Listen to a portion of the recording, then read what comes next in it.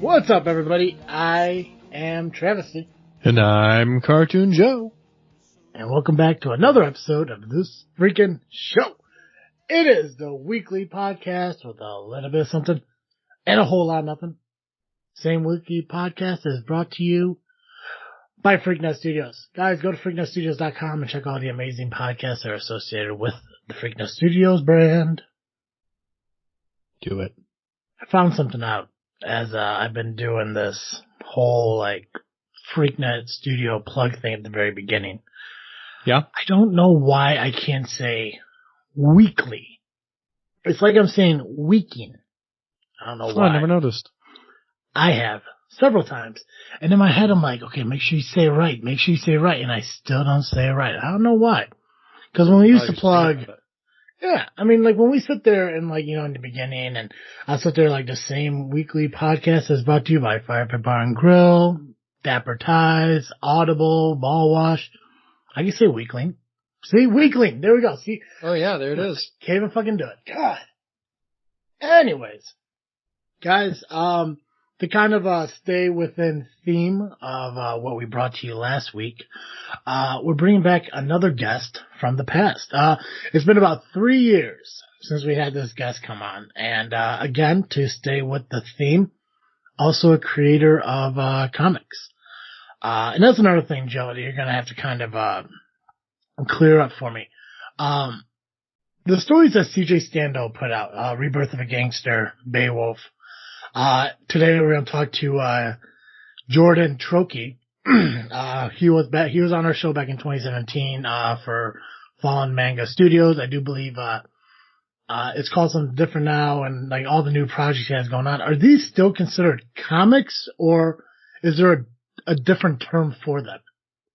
That's a really tough question. I think talking with CJ, it sounds like he would consider his a comic.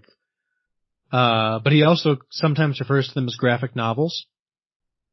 So I guess I suppose it's a comic, but it's usually longer. Yeah, well, and that's what I was trying to figure out, because I mean, these releases of these stories and everything, they're released in acts, multiple chapters, right. Novels.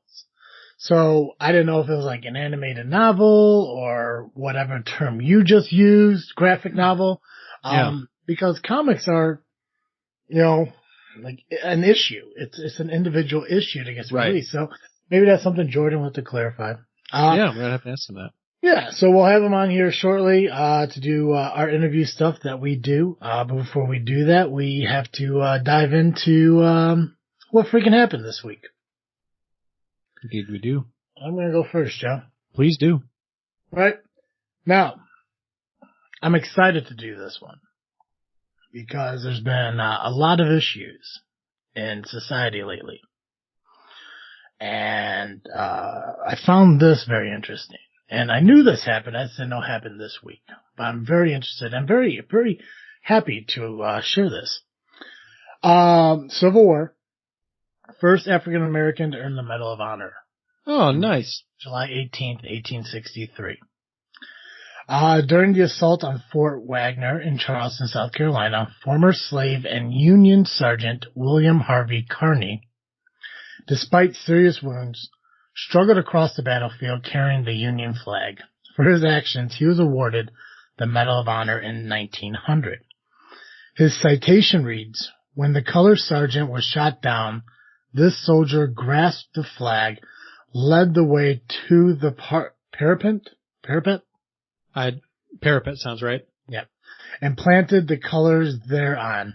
When the troops fell back, he brought off the flag under a fierce fire in which he was twice severely wounded. Although his were the first actions for which a Medal of Honor was awarded to an African American, he wasn't awarded his medal until 1900, during which time other African Americans have received their award for actions which occurred after his heroics. It is believed he escaped slavery via the Underground Railroad. This battle is portrayed in the film Glory, 1989. I believe that's the Denzel Washington movie, correct? Yeah, I think so. Yeah.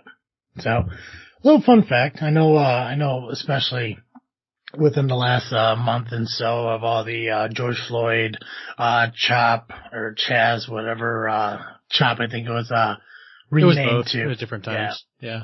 And just all the how do you describe Unrest. it? Yeah. I was gonna go with uneasiness, but unrest sounds perfect. Between the protests, between the rioting, completely different groups of people. Not saying it's the same people because it's not. Protests are doing their thing, and the rioters are doing their thing.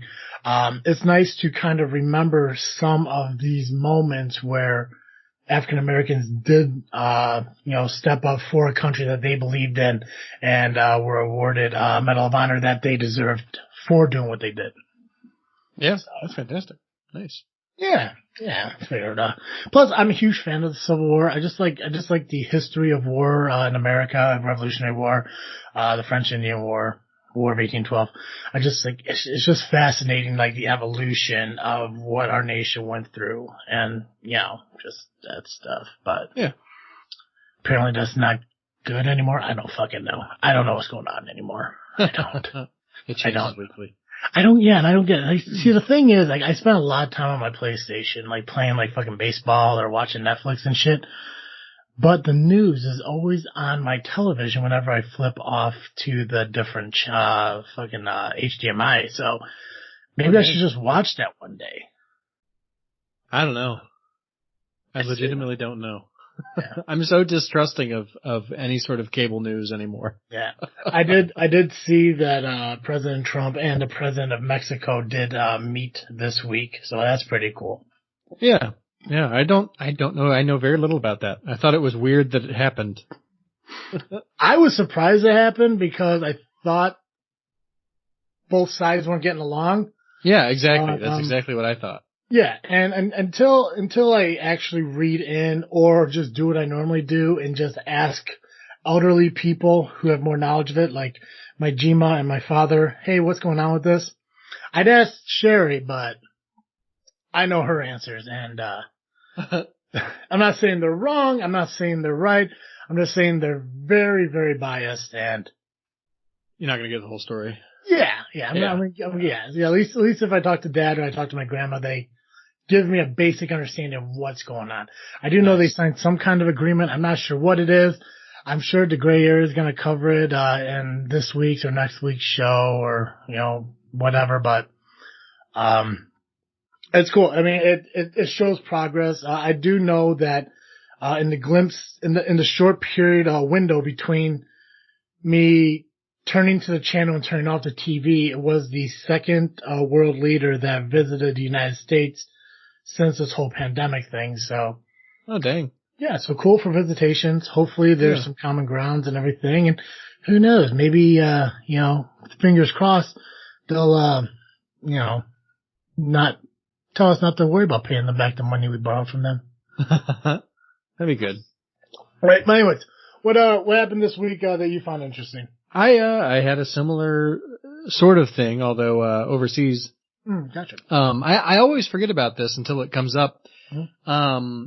July 14th is Bastille Day, which is it's a French holiday celebrating the time during the French Revolution. It was July 14th, 1789, when the French revolutionaries stormed the Bastille, which is it was the main prison for political prisoners in Paris.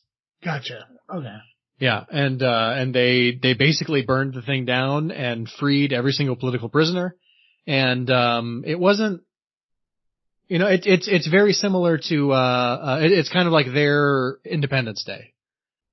So it was even though other things had happened before that, it was like the turning of the tide for the French Revolution. And so from there on out, they really moved toward democracy and all the stuff that we cherish and that they cherish as well. So, so they celebrate that every year, and it's neat. It's a neat thing that happened. Nice. Yeah, I don't have much else to say about it. No, it's like, well, and that's one of the cool things about us doing this segment for this season is we're learning. At least I'm learning more about the events that happen in our country, not only our country, but even in our world. Like, it's one of the things that, like, I probably learned it in high school, but yeah, I only ever remember really hearing about it when I was in my French class in high school. I don't remember it coming up in even world history, which is weird. I don't know. Yeah. It was important because, like, they were inspired by our revolution. That's one of the reasons that they revolted, was for the same reason that we did. You know. Mm-hmm. Gotcha. Yeah. Well, Joe, I believe I found Jordan's Skype. Nice. So let's go ahead. We'll plug sponsor, and then when we come back from that, we can catch up with Jordan Troche. Sweet. Excellent. You want to say plug time? You want to go plug? I mean, you yelled it last week, and I loved it. Plugs. I knocked my microphone over as I said it. It works.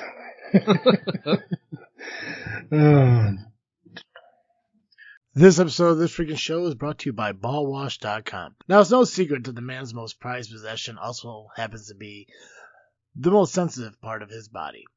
Balls are prone to sweat, odor-causing bacteria, and irritation. Upgrade your balls game with quality products formulated to keep your skin healthy and fresh. Guys, that is where BallWash.com comes in. Go to BallWash.com right now, check out the variety of products they have, as well as kits and subscriptions they have available for you. And when you hit that checkout button and you go to pay for that order, make sure you use the promo code FREAKNET, that's FREAKNET, at checkout. It will save you 15% on your entire order. That's right, BallWash.com. When it comes to your sack, they got your back. Alright guys, it's been about 3 years since we had Jordan Troche on our podcast. Jordan, thank you for being back with us. And I'm really sorry that it's been so long since we had an opportunity to talk with you. Hey man, it's no problem. Time flies, right? So it does, absolutely. Glad to be back. Yeah, and it's customary on the podcast to throw all the blame on Joe. So This is on him. No, it's all my fault. Joe, me and you are gonna fight later. God, I had it coming. So. Right, I hope it's like Rock Sock'em Robot like. I like it. You can tape it and put it on YouTube. We'll become. You catch me right in the chest, my head flies up 6 feet. It's wild. Nice. We'll make it happen. But Jordan, let's start out with you kind of reminding our listeners and everything about who you are and where you're from and all that. Sure. So I live in Virginia. I grew up in New York and moved here when I was about 10, I guess. So I'm more Virginian than New York now. And just started really wanting to make my own comics and manga, and recently webtoons when that kind of became a thing. So just kind of started writing, and next thing you know, I have multiple series going. I'm teamed with artists from other countries, Sweden, Philippines, all over the place really. And we're just kind of making our own stories, trying to, get in people's heads and let them explore some new ideas, hopefully. Nice. Now, you mentioned comics, and that's actually something that me and Joey were talking about right before we brought you on. We had a comic creator on last week, CJ Stando. He created a Rebirth of a Gangster, cool. And he used the term graphic novel, but he also used the term comic. Mm-hmm. Now, me not being too familiar with this area, is it the proper way to refer to what you make as a comic or as a graphic novel? Well, I would say comic is like the umbrella term for any sequential art and story together in any medium. I mean, you could say even the webtoon, the vertical scrolling on your phones, I mean, technically they're comics, right? Where they have art, they have stories, they have characters. Graphic novel to me, it's more like either a complete story or at least like an arc of a story in one volume that you can purchase and kind of read front to back and have, kind of like a conclusion of that, maybe that arc or that set of stories, if it's multiple issues. That's the kind of way I see it. Graphic novels kind of gives you the edge of it's more adult, because the graphic part in that. So I kind of just think of it like that way. It's more of like you buy it, you get almost maybe a complete story, maybe not a full story, but at least an arc of a story in one sitting, and you can read it, front to back. Yeah, and it's I definitely want to be clarified on like how to properly like word it, because I don't want someone to get bothered or offended by me saying the wrong thing. Like, right? I don't want to sit down and like tell like the chef that the pancakes he made is delicious, and he gets offended because they're crepes. Like so. I just want to make sure I'm using the proper term, so it's okay calling them comics then. Yeah, because there's two different ones. So like comics could be like, your monthly Justice League or your monthly X-Men that you buy, comics. But a graphic novel would be like the first series of Walking Dead would be like a graphic novel, and it would have like the first arc or something in there, the first storyline. So it's really just termed different ways. But comics kind of like the overall term, at least to me. Like it would really work on everything. Even manga, I mean, it's black and white, but to us it's a comic, in the East it's a manga, but it's the same thing. Oh yeah, sure. Okay. Jordan, are you a fan of pro wrestling? I was before when I was growing up. I haven't really been dialed in lately. Okay, let me, because I'm a huge wrestling fan, so I want to try to do I want to kind of relate it to something I may understand. Sure. So you know what the Royal Rumble is? Of course. Guy wins the Royal Rumble, he goes to WrestleMania. Big time. So the winner of the Royal Rumble, that match, will consider that the comic. Him winning at WrestleMania, the entire storyline is considered the graphic novel. Yeah, I could see that. Okay, so there we go. Thanks, Jordan. Now I feel less dumb. I feel like I'm being submerged back into this. I'm excited. Now you're enlightened. Excellent. Okay.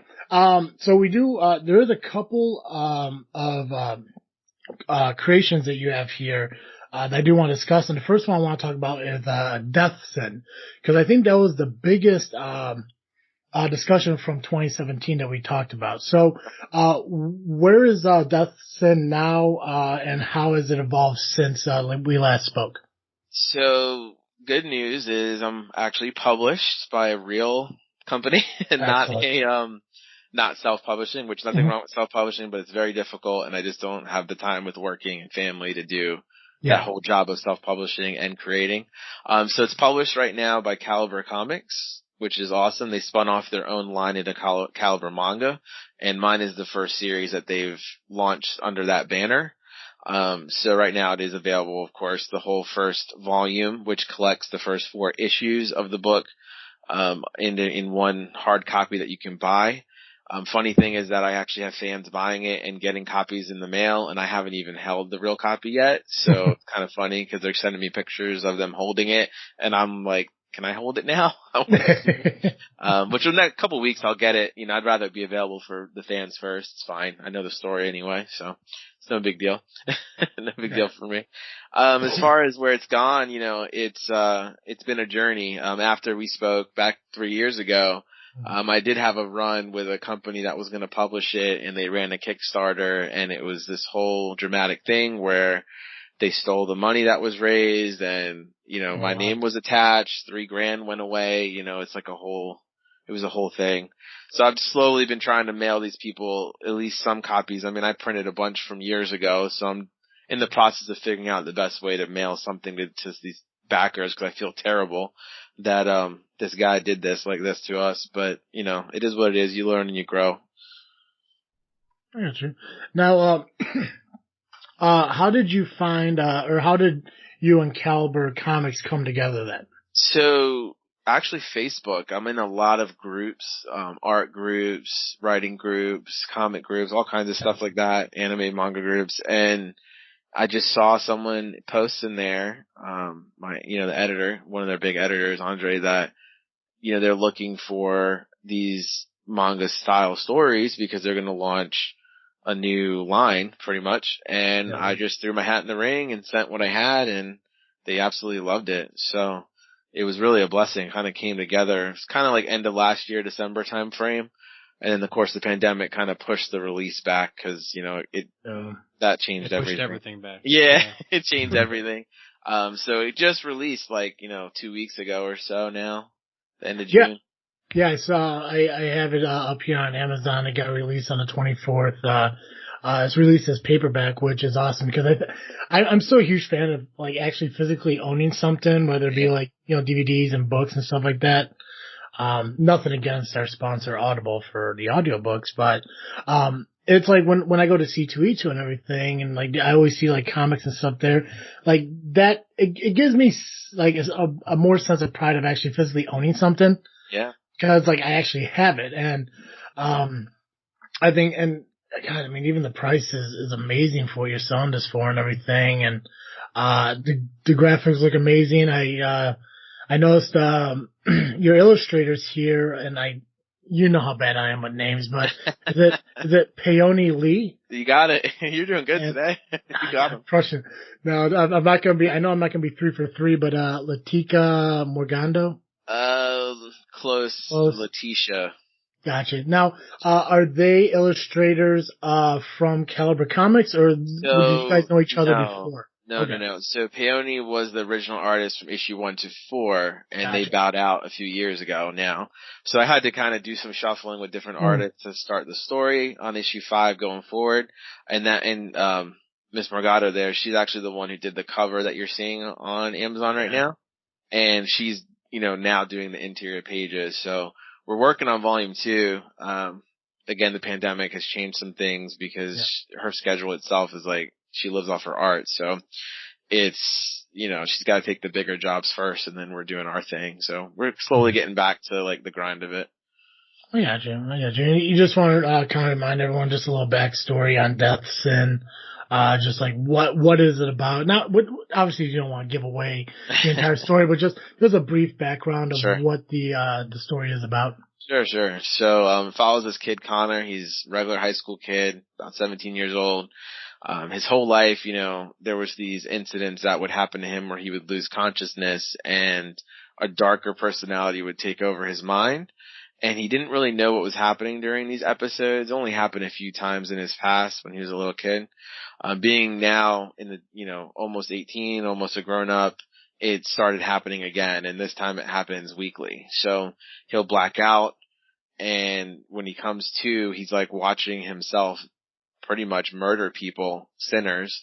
And he has an ability to take their soul and absorb it. And when that happens, that sinner goes to hell and gets punished by demons for whatever terrible things that they did in their life.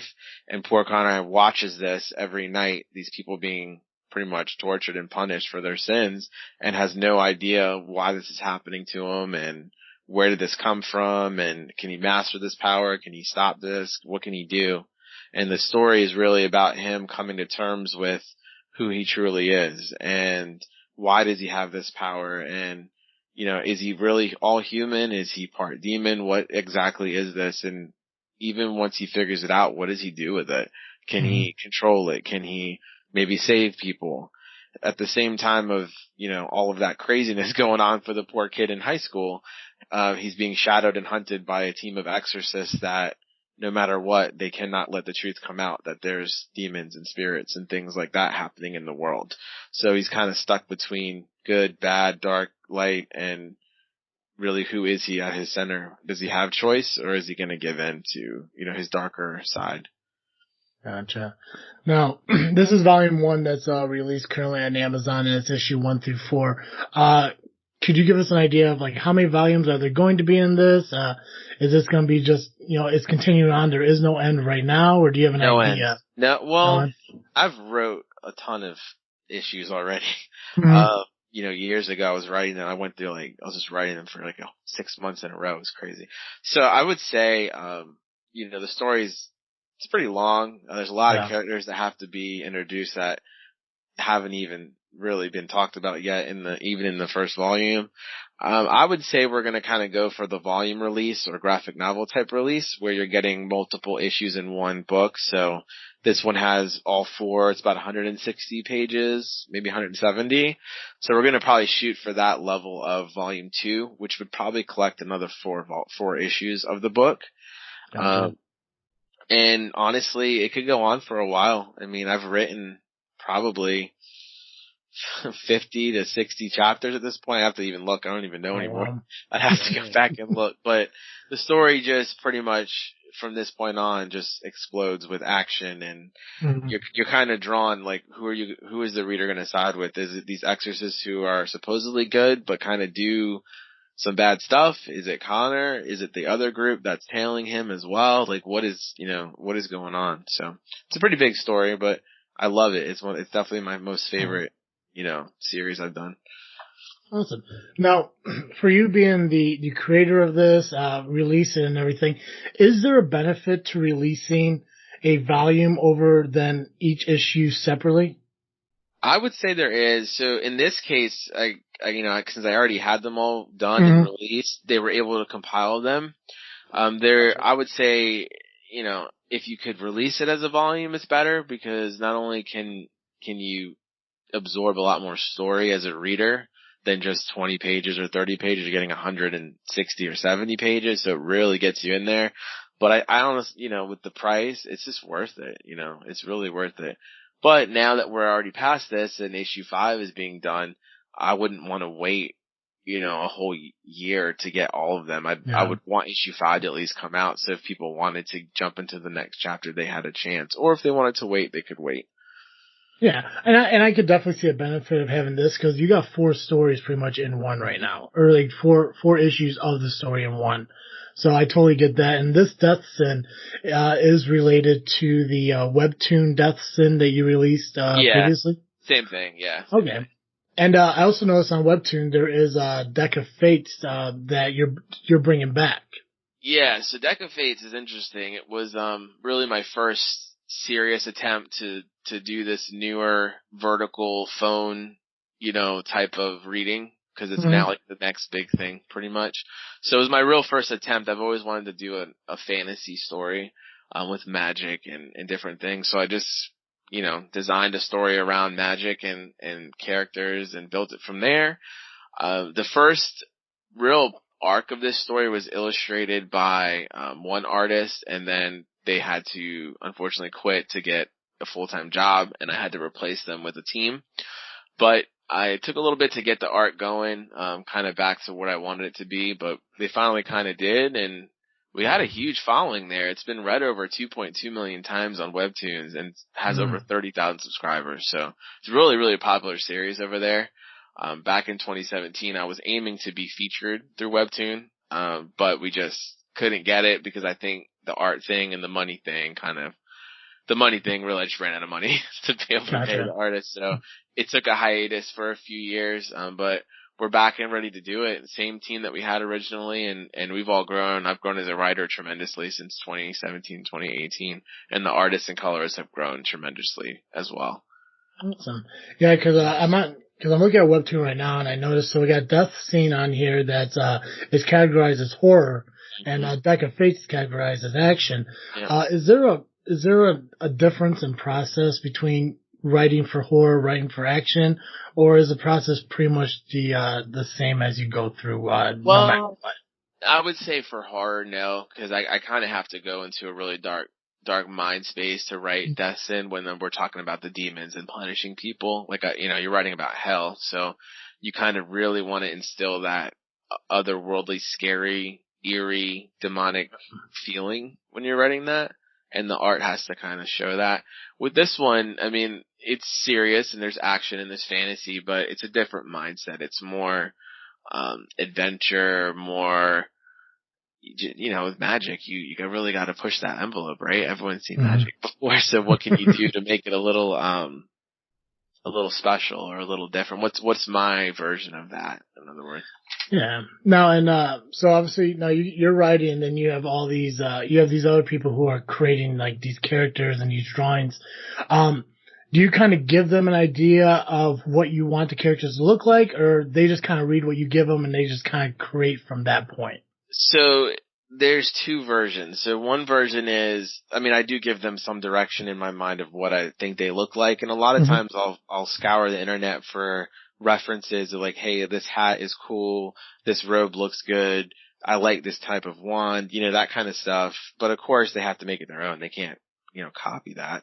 Yeah. So sometimes I'll do that. And then once, I've noticed more on the character design is really more reference and me explaining it. But once we're going and, action scenes are going on and stuff like that, I really let the artist try to use their own version in their mind of what's happening. And it honestly, weirdly enough, 9 out of 10 times it lines up to what I was envisioning in my head. And I try to write it as if it's animated so I can give that fluid motion. And they nail it like almost every time. So it's I love when that happens. That's so amazing. It's just, honestly, when I get these chapters, I just stare at them like this was in my mind and now I'm looking at it.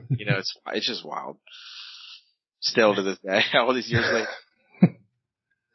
Well, and that's one of the cool things, like, especially like when we get to talk with you and like learn about all the projects you're working on, because, even when you mentioned back then is you don't always stop at one project. You're working on multiple things at once and you always keep going. And, I do want to talk a little bit about, this new webtoon you have coming out, The Fallen, and get a little backstory on that. Yeah, sure. So The Fallen is a story, I really am super into like the biblical stories of like the war in heaven and fallen angels and the Nephilim and all this stuff. So I decided I wanted to make a story kind of rooted in that tale, but make it my own. So The Fallen will be another webtoon, so it'll be full color, it'll be vertical, it'll be released on Webtoon and other sites like that, that you can read on your phone. And it'll follow a child of a fallen angel who laid with a human. And the son, unfortunately, has been raised by this father of his, being told that humanity hates him because he's part divine. When in the real world, in the real truth, the father's waging a war against humanity, wiping out people all over the world, and the kid's never allowed to leave his castle, so he has no idea. He's told that his dad's a war hero and that he's protecting them from humans, and they killed his mother and all this terrible stuff, when in reality the dad is the monster and he's out there massacring humans and has the mother, locked up in the dungeon. And when the child Ezekiel finds his mom, he realizes everything he's been told is a lie, and they escape. And it's really his journey into discovering what the world really is, and being betrayed by his own father, and how does he fight him, and how does he protect humans from the monster that is his father. I'm not gonna lie, it sounds amazing. It's such a good story, man. It's literally, it's the first story I ever really wrote when I tried to do it. I tried to make it a comic once, a manga once. I've tried so many ways to get this story done, and it always fell apart. An artist left, they quit, they did one issue and left, and it feels like now I'm with the right artist. His name's Earl. He goes by Eisenkun. But me and him are going to do it as a webtoon, and it's going to be great because Ezekiel, he becomes an adult pretty quickly in the story. He's only a kid for a little bit. And, his powers are, he's linked up with actually the angel of death, so he's gonna have a scythe and the robe, and he's gonna learn death's powers. It's such a good story. I can't wait. I really can't wait for that one. That's really cool. You ever think of looking into making these like web series, like live action? I would, believe me, if I could, I would love to make it live action or animated. I really want to see something animated. I mean, I love anime. Yeah. I've always grown up with it, and if I could just get one of these things animated, I know people would love it. The stories are good and the art's good. It's just getting it out there, getting people to really rally behind them, I got you. All right, so I'm looking on Facebook here, which actually, your page is, you changed it from Fallen Manga Studios to, Creationist Life. What's with the change? Like, how come the name change? So, oddly enough, I was in a hiatus of creating for a while, and, I kind of came back and, found a new artist, and Deca Fate started up, and the creative energy just hit me again this year really heavy, like really last year, this year, and I wanted to just rebrand, and I wanted Creationist Life to be really a page or a story of writers or artists working together to tell their stories online. And it's just something that I decided, Fallen manga is great, but I'm not doing just manga. I'm doing webtoons and I'm doing colored stuff. And, I wanted to just branch out and make it more of a, a creator. That's kind of what you are, right? As a writer or an artist, you're creating. So I just really felt like it's time to change it up a little bit and, make that change. I gotcha. Divinity, why can't I remember it? Manga. Divinity manga. I see that's also coming, soon as well. And, want to talk a little bit about that? Yeah, so Divinity is an interesting story. And unfortunately it may be put on hold just a little bit longer because the team that was doing that are actually the Deck of Fates team. So I think we're going to jump on Deck of Fates for a little bit and then get back to Divinity at probably another time.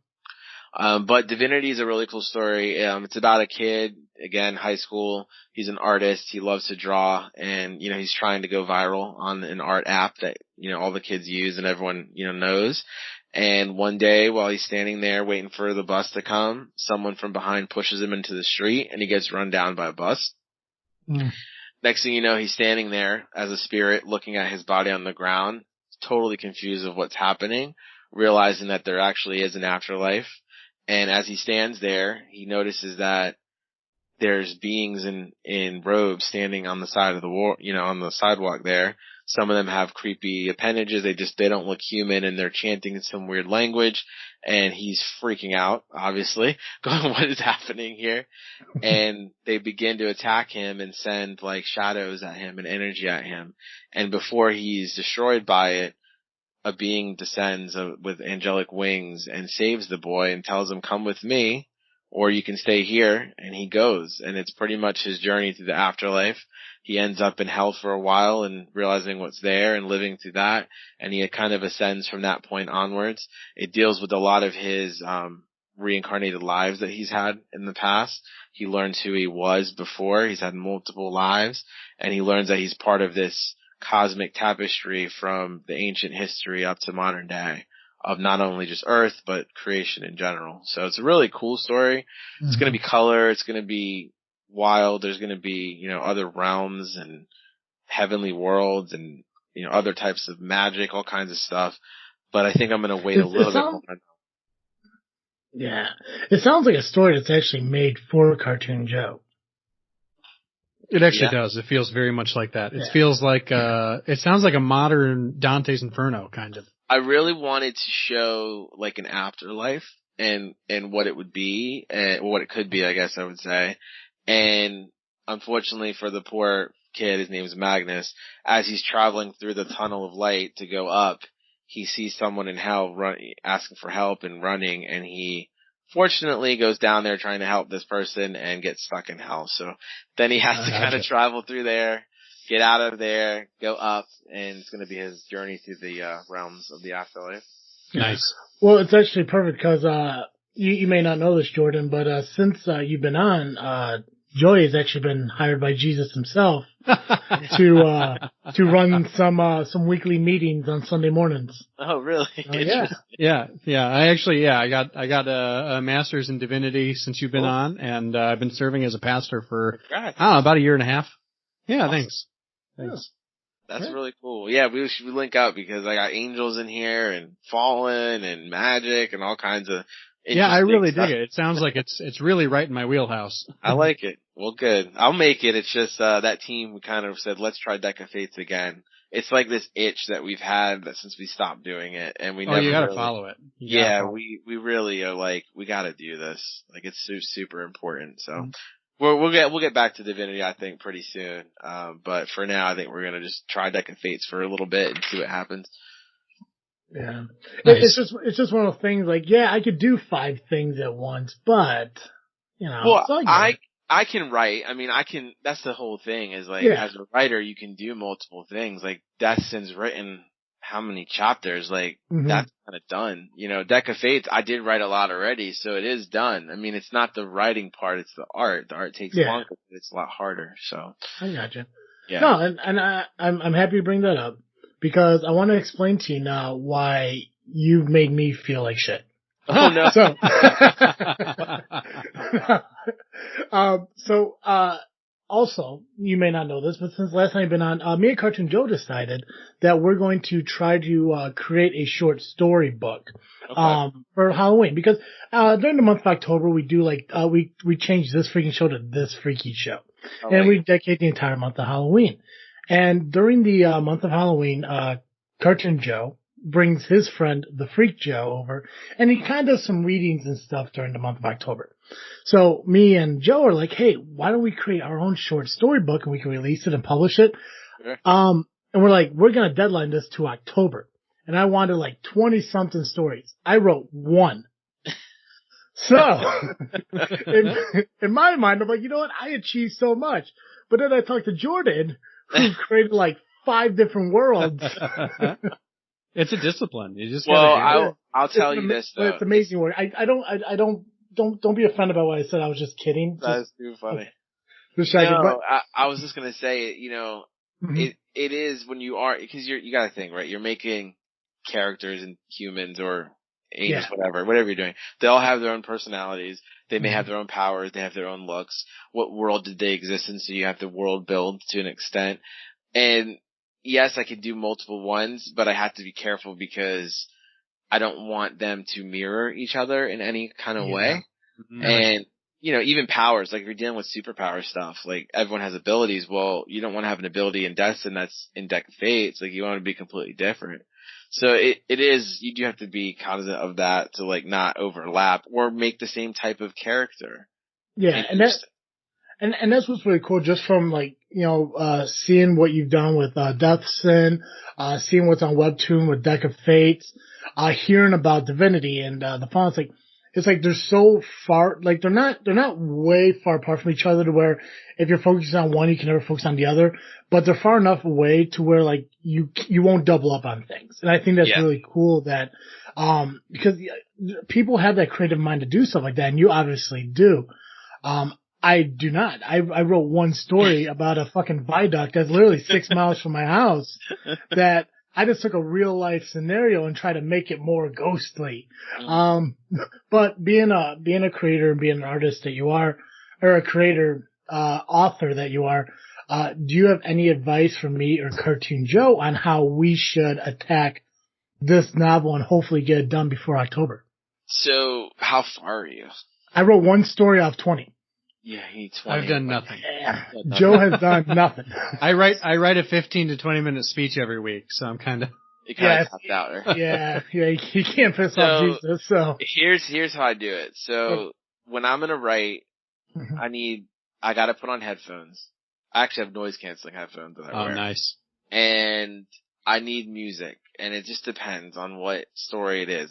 It's certain type of music can get me in the mood, and once I get in there and I start writing, I can do it. Now I've hit writer's block. Everyone has done that and had that before.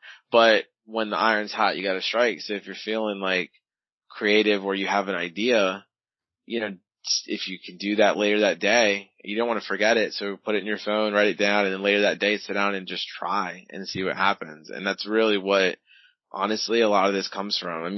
Hearing you guys say creating all these different worlds that I'm doing, I guess it sounds impressive, but to me, it doesn't really, I'm used to it. I know what I just have it, I don't know where it came from. It's just something that it's impressive, man. The only thing I've ever done together is my lights and darks in the wash at once.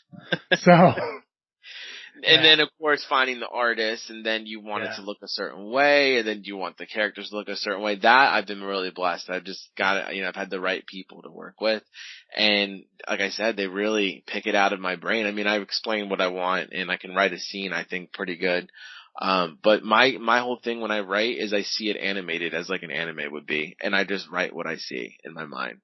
And then I kind of think, how would this character say this? And even, sometimes with that, you gotta say it out loud, as weird as it sounds, just to hear how it actually sounds when someone says the sentence that you just wrote. Sometimes you have to do that just so it doesn't sound, artificial and weird.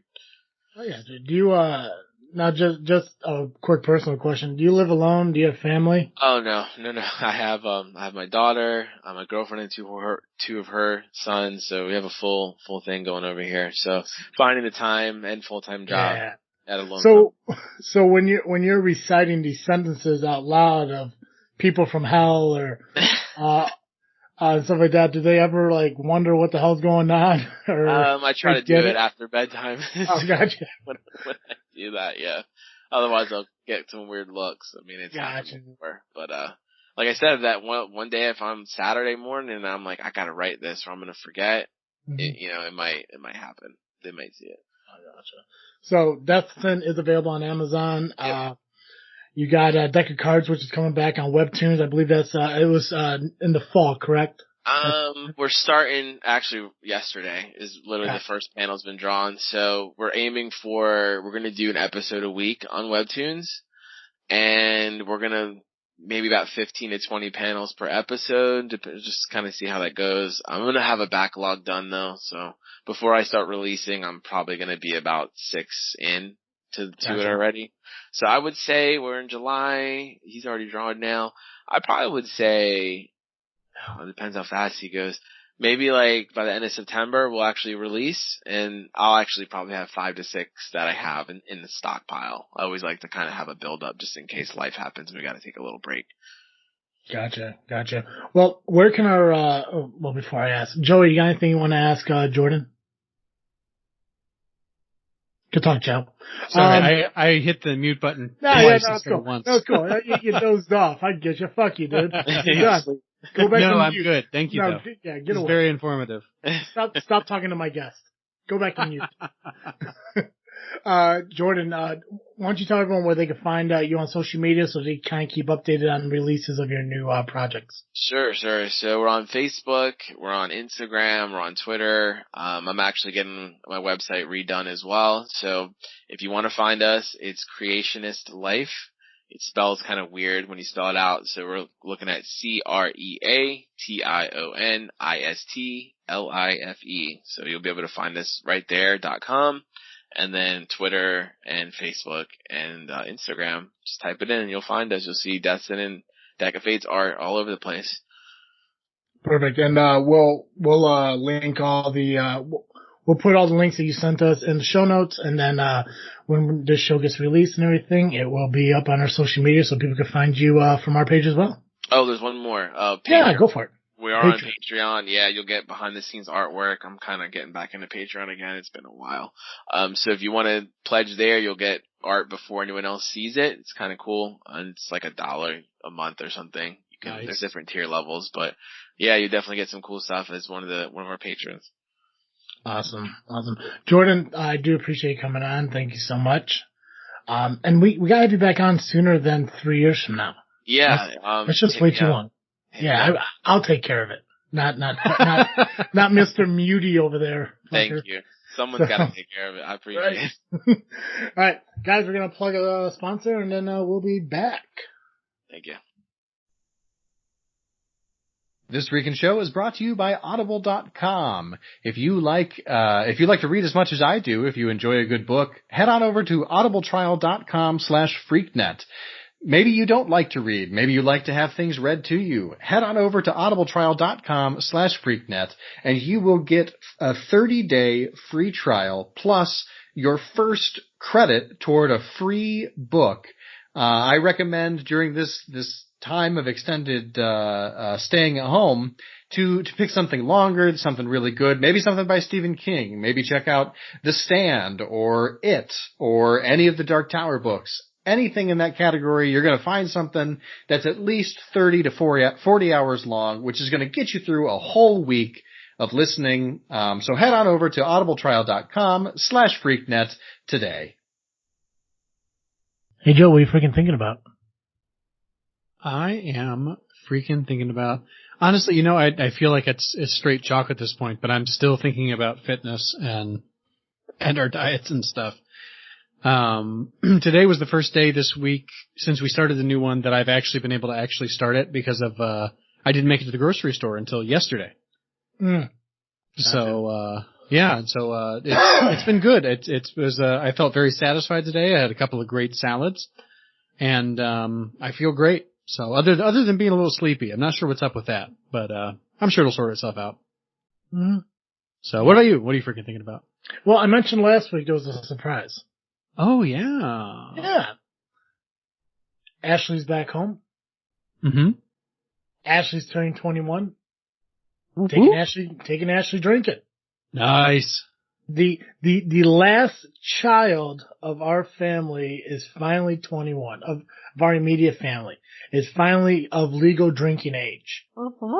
So I'm super excited for that. I'm excited for her birthday, July 16th, this Thursday, turning 21. Super excited to go out. And I gotta find a way, cause I'm assuming we're gonna do something for her birthday. I know I gotta take her out drinking. And I pray to God that this date fucking happens. So yeah. big weekend for Travis. I'm working on some wood projects still and everything. I'm probably gonna start working on that trunk here soon as well to get that refinished and everything. But mostly taking my sister out to get drunk. That's what I'm excited for. Nice. Hey, Joe. Yes. And every week our listeners can catch Cartoon Joe here on this freaking show. But if an hour a week of Cartoon Joe just isn't enough for our listeners, where can they go? If you need more Cartoon Joe, you can find me over the Geekcast Live podcast at violentpress.com. You can also find us on Facebook, iTunes, Google Play, and Twitter by searching Geekcast Live. Nice. Guys, just a reminder, pick up your This Freaking Show merchandise at tpublic.com. That's TEEPUBLIC.com. Search TFS. Pick up your shirts, notebooks, pins, magnets, stickers, cell phone cases, laptop cases, pillows, tapestries, wall art, etc. Sweatshirts, tank tops. If you haven't yet, make sure you follow us on social media, Facebook, Instagram, and Twitter, where you can find all the updates on the release shows that we do with all of our guests, like we did with Jordan Troche today. Again, thank you for him being on. Links to all his stuff will be in the show notes as well in our social media at the release of the episode. Make sure you catch our episodes every single week on iTunes, Google Play, Spotify, and Podbean just by searching This Freaking Show. And that's all I got. As always, I am Travesty. And I'm Cartoon Joe. And thank you for listening to another episode of This Freaking Show. I'm out.